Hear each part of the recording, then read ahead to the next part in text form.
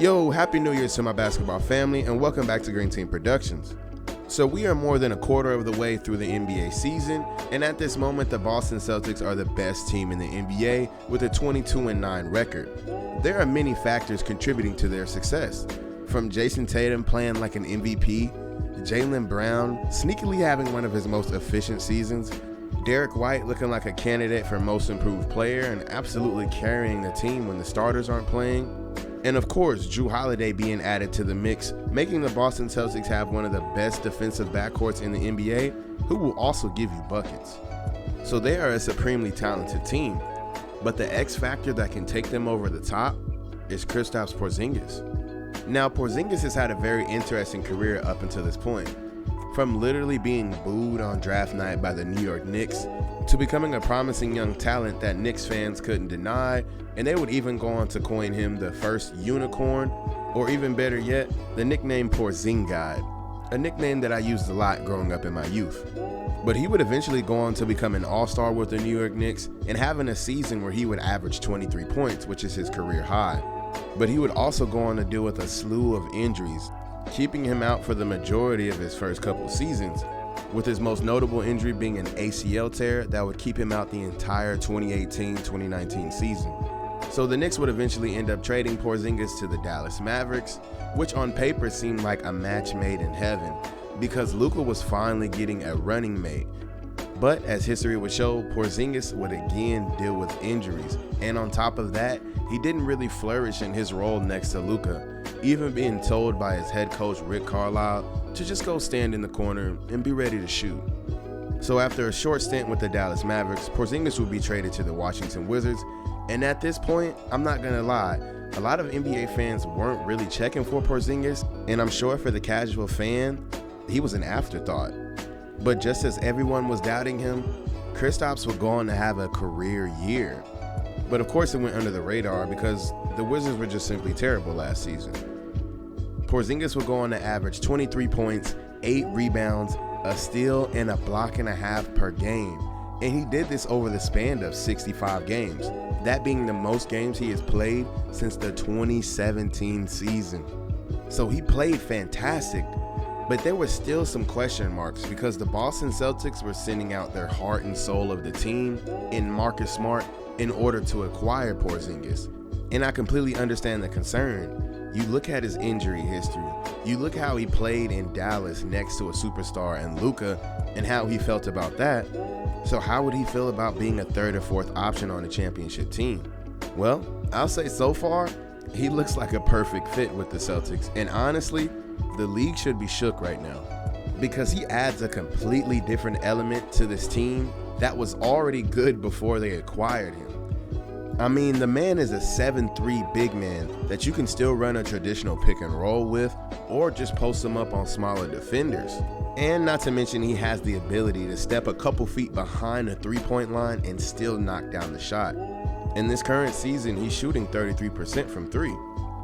Or if worse comes to worse, he'll just get to his mid-range because there's nothing you can do. He can't even see you defending him. And I just absolutely love Porzingis being a third or fourth option because that would lessen the amount of bad shots that he will take.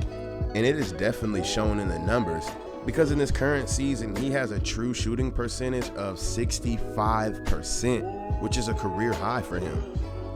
And on top of that, he's snagging 7 boards and getting 2 blocks a game, which would put him in the top 10 of shots blocked or altered in the entire NBA.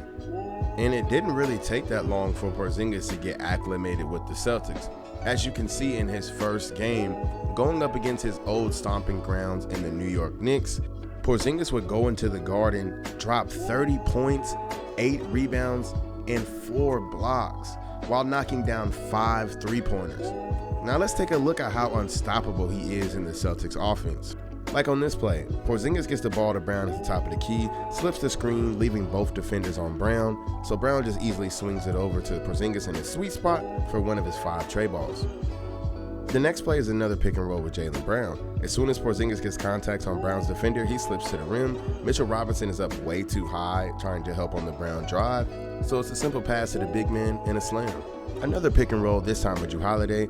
Porzingis makes just enough contact with Brunson to get him on Jrue Holiday's back. Porzingis notices Mitchell Robinson sinking into the paint, so he just quietly slips out to the three-point line and splash. I mean, you literally have to pick and choose who you guard on this team. And if you're having a hot shooting night like Porzingis, you're just going to have crazy heat checks like this. And don't forget about the defensive end. As you can see, RJ Barrett drives in, hesitates because there's a 7'3" man in front of him, but Porzingis still gets the block because he's just so big. Here, Randall gets a step on the order of Al Horford, making his way to the rim, but it simply doesn't matter because Kristaps Porziņģis is on the back line.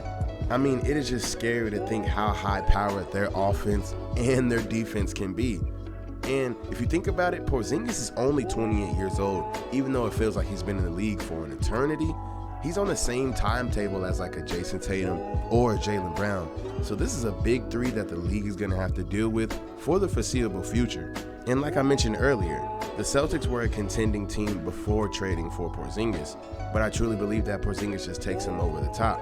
Because the Celtics, even though they are a very talented team, they are routinely known for taking tough shots, contested shots, and being masters at turning over the basketball. And a great example of this is just a couple games ago when they played on Christmas Day against their franchise rivals in the Los Angeles Lakers.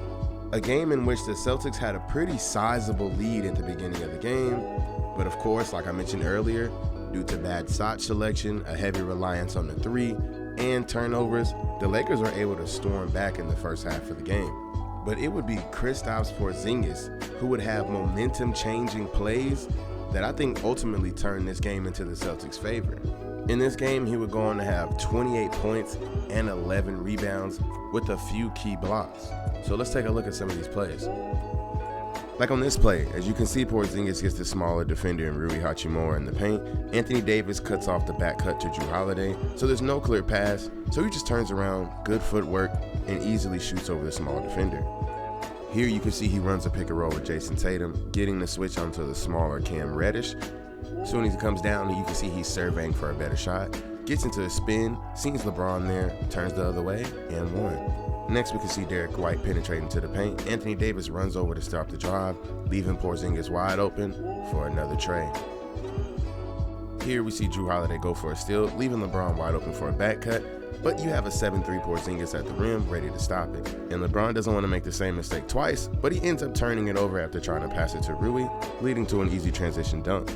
So in my opinion, the Boston Celtics are the favorite to win the title this year, and I believe the big man Kristaps Porziņģis has more than a big impact on whether that will be true this season or not.